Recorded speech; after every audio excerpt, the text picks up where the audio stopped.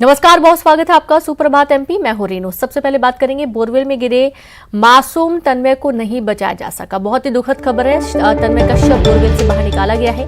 रात 2:30 बजे एनडीआरएफ की टीम ने शव बाहर निकाला। 6 दिसंबर की शाम बोरवेल में गिरा था तन्मय। 4.5 दिन चला रेस्क्यू ऑपरेशन, लेकिन दुखद यही है कि तन्मय को सुरक्षित बाहर नहीं निकाला जा सका। लगातार तन्मय से बात करने की कोशिश की जा रही थी, लेकिन तन्मय का कोई रिस्पांस नहीं मिल रहा था और रेस्क्यू टीम लगातार कोशिश कर रही थी कि जल्द से जल्द टनल बनाई जा सके, तन्मय तक पहुंचा जा सके, और ये हुआ भी। लेकिन आखिरी मौके पर जब तन्मय को देखा गया तो वो बिल्कुल भी होश में नहीं था, यानी कि उसकी मृत्यु हो चुकी थी। तन्मय को बचाने के लिए बीते 85 घंटे और 4 दिन से जो ऑपरेशन चल रहा था वो अब खत्म हो गया है। आप देख सकते हैं कि टनल से और जो खुदाई की गई थी, एक पैरेलल गड्ढा बनाया था, उससे तन्मय को लेकर अब जो पूरी टीम है वो बाहर निकल आई है। तन्मय को आप देख सकते हैं तस्वीरों में कि एम्बुलेंस की ओर ले जाया जा रहा है, लेकिन दुख की बात यह है और हम सबको तन्मय से माफी मांगनी होगी कि हम तन्मय को बचा नहीं सके। तन्मय को अब यहाँ से जिला अस्पताल ले जाया जाएगा, जहाँ पर आगामी जो कार्रवाई है वो की जाएगी और उसके बाद तन्मय को उसके परिजनों को सौंप दिया जाएगा। लंबा यह ऑपरेशन चला, काफी सारी मुसीबतें इस दौरान सामने आई। खासतौर पर जब ड्रिलिंग की बात हुई तो वहां पर जो बड़े बड़े पत्थर थे, चट्टाने थे, उसके चलते काफी ज्यादा परेशानियों का सामना प्रशासन को करना पड़ा।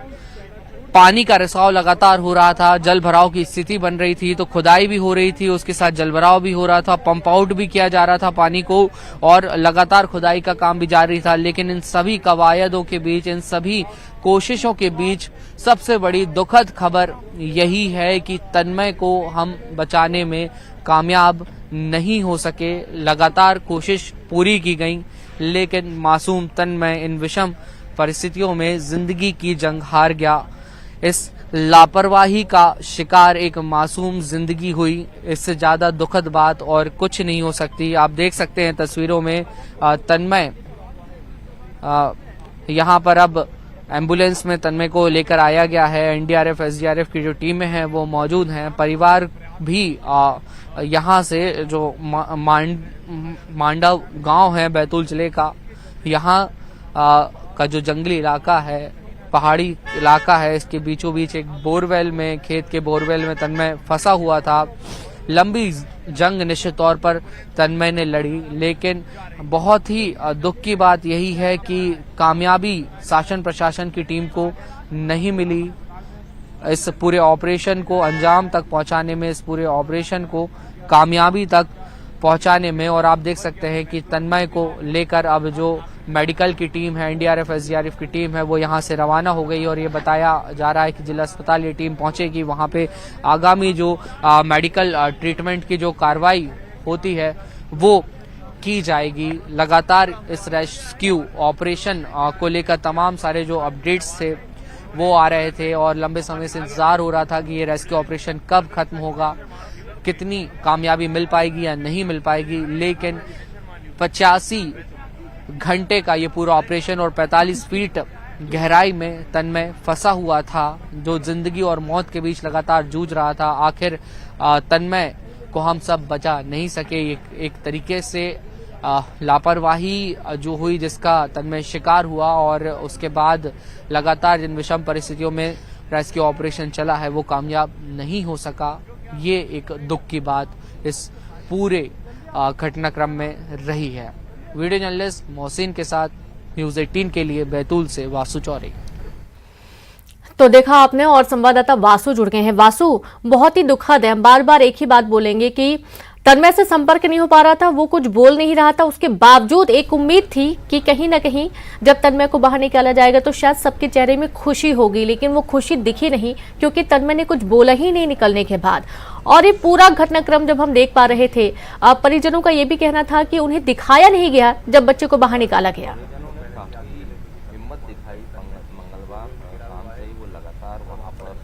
बिल्कुल, देखिए आप समझ सकते हैं कि 5 दिन तक 85 घंटे तक लगातार जिंदगी और मौत के बीच जूझना, विषम परिस्थितियों में कड़कड़ाती हुई ठंड में, जहां पे किसी अच्छे खासे व्यक्ति को भी कई सारी परेशानियों का सामना करना पड़ जाए। उस इस परिस्थिति में, ऐसी विषम परिस्थितियों में एक छोटी सी नन्ही सी जान लगातार अपनी जिंदगी और मौत के बीच लड़ाई लड़ रही थी, जंग लड़ रही थी, वो भी एक बहुत छोटे, बहुत सकरे से बोरवेल में, और वो भी 45 फीट की गहराई में, बेहद ठंडे मौसम के बीच। कई चोटें तन्मय को जरूर आई होंगी जब वो बोरवेल में गिरा होगा, लेकिन उसके बावजूद वो लगातार अपनी जिंदगी के लिए जंग लड़ता रहा। किसी और की लापरवाही की सजा आखिर एक मासूम जान को भुगतनी पड़ी। प्रशासन की ओर से जो कोशिशें की गई वो नाकामयाब साबित हुई। काफी ज्यादा समय भी लगा रेस्क्यू करने में। 85 घंटे तक रेस्क्यू ऑपरेशन चला। 45 फीट खुदाई की गई, उसके बाद एक 12 फीट की टनल बनाई गई, उसके बाद तन्मय को जो है वो रिकवर किया गया। और लेकिन जब तक तन्मय तक बचाव दल की टीम पहुंच पाती, तन्मय जिंदगी और मौत के बीच जो जंग लड़ रहा था उसे तन्मय हार गया। और हम सब के हाथ सिर्फ और सिर्फ मायूसी ही लगी। और जैसा कि आप कह रही थी ऋतु, की परिवार ने जरूर सवाल खड़े किए हैं। परिवार की नाराजगी है कि उन्हें तन्मय को दिखाया नहीं गया और सीधे आगामी कार्रवाई कर दी गई। ये सारी बातें निकलकर सामने आती हैं और ये लाजमी भी हैं। देखिए, जब तक रेस्क्यू ऑपरेशन चलता रहा, पूरे परिवार ने, पूरे ग्रामीण जनों ने शासन प्रशासन के साथ पूरी तरह से कोऑपरेट किया। लेकिन आप उस दर्द को समझिए कि जब आपके जिगर का टुकड़ा आपसे दूर हो रहा हो और आप कुछ भी ना कर पाए, उस बेबसी को समझना कितना कठिन होगा और क्या कुछ नहीं बीतती होगी उस माँ के दिल पर, जिसने अपने हाथों में, अपनी गोद में अपने नन्हे से लाल को खिलाया हो, बड़ा किया हो। उस पिता ने जिसने ये सपने सजाए हों कि अपने बेटे का हर ख्वाब वो पूरा करेंगे और वो सारे सपने चकनाचूर हो जाएं, वो सारी चीज़ें जो रोजाना होती थी वो हमेशा के लिए यादें बन जाएं। उन पलों को समझना, उस दर्द को महसूस कर पाना काफ़ी ज़्यादा मुश्किल है। तो इस तरीके का रिएक्शन आना बहुत ही एक आम बात है। लेकिन बिल्कुल बिल्कुल वासु, और ये बहुत ही दुखद है कि 4 दिन से लगातार इंतजार यही था कि बच्चा निकलेगा तो मां की गोद में जाएगा, लेकिन किसे क्या पता था कि सरकारी हॉस्पिटल मचूरी में पहुंचाया जाएगा शव। बहुत शुक्रिया तमाम जानकारी के लिए और तस्वीरें दिखाने के लिए। अगली बड़ी खबर का रुख करेंगे, बात करेंगे रीवा से बड़ी खबर की, जहां पर रीवा में मोहनिया टनल का लोकार्पण आज होने वाला है। केंद्रीय सड़क परिवहन मंत्री नितिन गडकरी करेंगे लोकार्पण। सीएम शिवराज भी होंगे कार्यक्रम में शामिल। 1004 करोड़ की लागत से बनी है टनल। 6 लेन की है आधुनिक टनल। 2.39 किलोमीटर लंबी टनल बनाई जा रही है। आधुनिक सुविधाओं से लैस होगी। कार्यक्रम स्थल पर आम सभा को संबोधित करेंगे। तो सीएम आज इसका लोकार्पण करने वाले हैं। 1004 करोड़ की लागत से टनल की शुरुआत होगी। 6 लेन की आधुनिक टनल का निर्माण किया जाना है।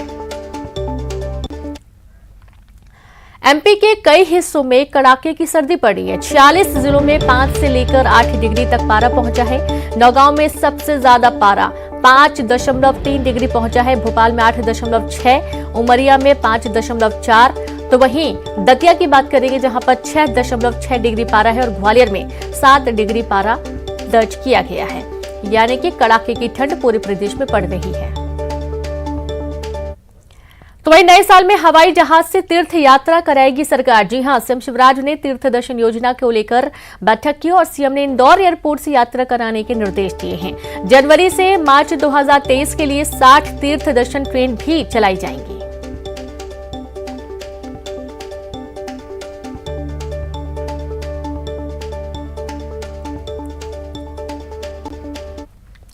इंदौर पहुंचे केंद्रीय नागरिक उड्डयन मंत्री ज्योतिरादित्य सिंधिया ने कांग्रेस प्रदेश अध्यक्ष कमलनाथ पर निशाना साधा।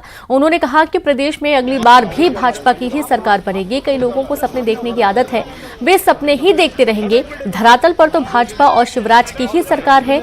गुजरात की जनता ने नया इतिहास लिखते हुए पीएम मोदी, गृह मंत्री अमित शाह और भाजपा के शीर्ष नेतृत्व पर विश्वास जताया है। और अब एक विकसित भारत की कल्पना साकार हो रही है। आज उसी के तहत जो गुजरात की जनता ने भारतीय जनता पार्टी पर विश्वास जताया है, 156 सीट 182 में से भारतीय जनता पार्टी के पक्ष में जो निर्णय आया है, एक नया इतिहास, एक नई इबारत, एक नया इतिहास गुजरात की जनता ने रची है। दिल के गहराइयों से भारतीय जनता पार्टी के कार्यकर्ता होने के नाते ज्योतिरादित्य सिंधिया ने संघ आराधना भवन पहुंचकर स्वर्गीय गोपाल राव जी येवतीकर को श्रद्धांजलि दी। ज्योतिरादित्य सिंधिया ने श्रद्धांजलि अर्पित करने के बाद कहा कि गोपाल राव जी से उनका पारिवारिक रिश्ता था और उनके लिए एक व्यक्तिगत क्षति है। मेरे लिए एक स्वतः एक व्यक्तिगत क्षति भी है, क्योंकि एक पारिवारिक रिश्ता भी गोपाल राव जी का पूर्व राजमाता साहब मेरी दादी के साथ, मेरी आजी अम्मा के साथ सदैव रहा था। और आज उनको श्रद्धांजलि अर्पित करने के लिए, परिजनों के साथ बैठने के लिए ये मेरा उज्जैन का प्रवास था। खरगोन में मुख्यमंत्री जनसेवा अभियान का संभागीय स्तरीय कार्यक्रम 14 दिसंबर को होगा और इसमें सीएम शिवराज मुख्य रूप से मौजूद रहेंगे। कार्यक्रम की तैयारी को लेकर कलेक्टर कुमार पुरुषोत्तम ने जिला पंचायत सीईओ ज्योति शर्मा को नोडल अधिकारी बनाया है। प्रशासन ने व्यापक स्तर पर तैयारी शुरू कर दी है। कलेक्टर कुमार पुरुषोत्तम ने बताया कि मुख्यमंत्री जनसेवा अभियान के आयोजन में इंदौर संभाग के 7 जिलों के हितग्राही शामिल होंगे। श्योपुर में नसबंदी शिविर की अव्यवस्थाओं से नाराज महिलाओं ने बीजेपुर अस्पताल में जमकर हंगामा किया। नाराज महिलाओं ने डॉक्टरों के खिलाफ जमकर नारेबाजी की। महिलाओं का आरोप है कि नसबंदी शिविर में व्यवस्थाओं के नाम पर उन्हें कोई सुविधा नहीं मिली। ठंड में महिलाएं जमीन पर पड़ी परेशान होती रहीं, उन्हें स्ट्रेचर तक नहीं मिला। और इस बारे में सीएमएचओ डॉक्टर बीएल यादव ने सफाई देते हुए कहा कि हमारे पास बैठने के पर्याप्त इंतजाम है, लेकिन एक मरीज के साथ 4-4 अटेंडर आ रही हैं, इससे परेशानी हो रही है। अब मैं बताऊं, देखो अब सुनो, इसका क्या है कि हमारे पास आने वालों की उसके सारे लोगों की काउंटिंग नहीं होती, ना हम काउंटिंग कर सकते। हमने हिदायत ये दी है उनको कि एक बाई और एक अपना आशा और उसके साथ अटेंडर आ जाए, एक तो टोटल 3 हो जाएंगे। टोटल होता ये है कि उसके साथ 4 से 5 से कम ज़्यादा नहीं होते, इससे ज़्यादा संख्या आती है। तो हम कम से कम एक कुछ ऐसा बिछा के रखें कि पैर ठंडे तो ना हो, सभी बैठ जाओ भाई, अटेंडर भी बैठ जाओ, आशा भी बैठ जाओ, ये एक व्यवस्था बनानी और नसबंदी के बाद में फिर बेड पे रहता है। नसबंदी के बाद महिला को स्ट्रेचर के बिना गोदी में ले जाते हुए नहीं, ये तो अंदर ओटी की स्थिति, ओटी में स्ट्रेचर नहीं चलेगा। ओटी से ओटी है कहानी है, बाहर तो हमारे जाने की जरूरत नहीं है, बाहर तो अलग हो जाएगा वो। ओटी से ओटी में तो वहीं के वहीं रूम है वो तो। जबलपुर के रजत चौक में एक मार्केट में भीषण आग लग गई। देर रात हुई इस घटना में फर्नीचर की दुकान और उससे लगे होटल में रखा सामान जलकर खाक हो गया। गनीमत यह रही कि होटल में रखे सिलेंडर आग की चपेट में आने से बच गए, वरना बड़ा हादसा हो जाता। पुलिस अधिकारी और दमकल विभाग की गाड़ियां भी तत्काल मौके पर पहुंची और कड़ी मशक्कत के बाद आग पर काबू पा लिया गया। आग लगने के कारणों की जानकारी नहीं हो पाई है, लेकिन अंदेशा जताया जा रहा है कि फर्नीचर शोरूम में शॉर्ट सर्किट के बाद आग लगी है। सतना पुलिस जिस अपराधी को तलाश नहीं कर पा रही है, वो अपराधी बेखौफ होकर जन्मदिन मना रहा है और उसके यार दोस्त हवाई फायर भी कर रहे हैं। मामला सतना जिले के सिटी कोतवाली थाने का है। दरअसल अमर प्रकाश चौधरी पर हत्या सहित कई मामले दर्ज हैं। हाल ही में राजेंद्र नगर में चिकन खरीदने के विवाद में सेना के जवान पर प्राणघातक हमले का आरोपी भी है, जिसके बाद से वह फरार है। लेकिन 7 दिसंबर को उसने अपना जन्मदिन बड़े धूमधाम से मनाया और इस पार्टी में उमर खान पतेरी ने देशी कट्टे से हवाई फायर भी किया और इंस्टाग्राम पर अपलोड भी किया। वीडियो वायरल होने के बाद कोतवाली पुलिस हरकत में आई और आरोपियों की तलाश शुरू कर दी है।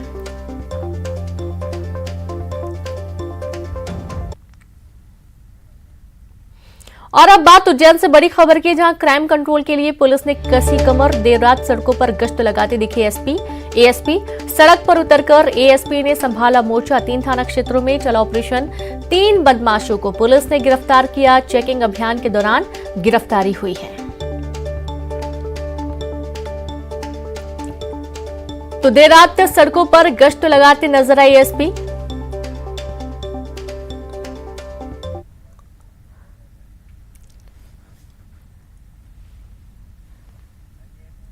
और ज्यादा जानकारी के साथ संवाददाता अजय जुड़ गए हैं। अजय, देर रात एएसपी ने गश्त लगाई और कई लोगों को यहां पर हिदायत भी दी गई है। जी देखिए, लगातार उज्जैन शहर में 4 दिनों में जो घटनाएं बढ़ी हैं और चाकूबाजी की घटना है और छेड़छाड़ी की जो घटनाएं बढ़ी हैं उसको देखते हुए पुलिस जो है एक्शन मोड में नजर आ रही है।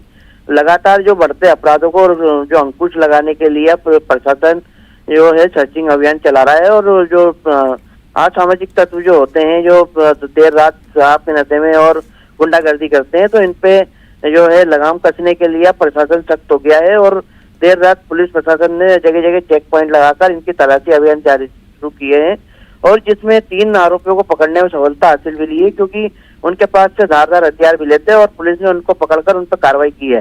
फिलहाल पुलिस का ये कहना है कि इन पर जो चेकिंग अभियान है पूरे उज्जैन जिले के थाना क्षेत्रों में चलाया जाएगा, जिस पर जो अपराध हैं और जो शहर में दहशत का माहौल पैदा करना चाहते हैं उन पर लगाम कसी जाए। तो इस प्रकार से पुलिस जो है अब एक्शन मोड में नजर आ रही है, और लगातार अब जो है गुंडे बदमाशों के खिलाफ पुलिस लगातार चेकिंग अभियान चलाती रहेगी। जी बिल्कुल, बहुत शुक्रिया आपका जो है जानकारी के लिए। तो लगातार इस तरीके के चेकिंग अभियान चलते रहेंगे, जहां पर आप देखिए कि चेकिंग अभियान के माध्यम से जो लोग बिना किसी कानूनी दस्तावेज के या कानून का पालन नहीं करते हैं, क्राइम कंट्रोल के लिए कई बार जिम्मेदारी होती है, चेकिंग की जा रही है, हिदायत दी जा रही है। देर रात सड़कों पर गश्त लगाते एसपी नजर आए हैं। भोपाल से खबर है, आयुष्मान योजना के नियमों में होगा बदलाव। भ्रष्टाचार रोकने के लिए सरकार बदलेगी नियम। मरीज का पैकेज चार्ज अधिकतम 5400 रुपए दिन होगा, और अभी तक यह 85 रुपए प्रतिदिन है। मरीज के बिस्तर इलाज की जगह की फोटो देनी होगी। बायोमेट्रिक मशीन से एंट्री और डिस्चार्ज दर्ज कराना होगा। आयुष्मान पोर्टल पर देनी होगी जानकारी।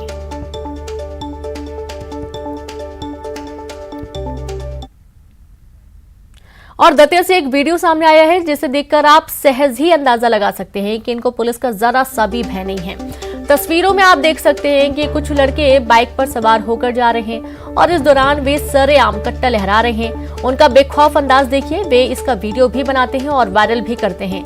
बाइक सवार ये सेवड़ा तहसील के भलका के बताए जा रहे हैं।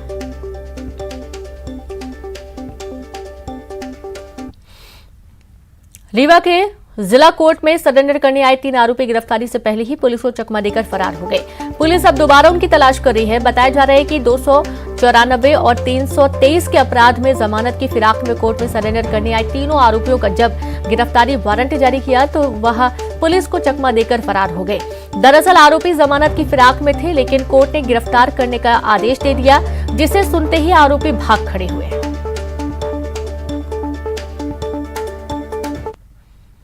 खंडवा के पंधाना रोड पर स्थित टायर के एक गोडाउन पर जीएसटी सर्वे टीम ने छापा मारा है, और इस फर्म पर करोड़ों की जीएसटी की हेराफेरी की शिकायत मिली थी। बताया जा रहा है कि टायरों के बिल में जीएसटी की कुछ गड़बड़ी की शिकायतें मिली थी, जिसकी जांच करने के लिए उज्जैन जीएसटी की टीम पहुंची। जीएसटी विभाग की कार्रवाई जारी है। और चलिए अब देखेंगे 25 सेकंड में जिंदगी की जंग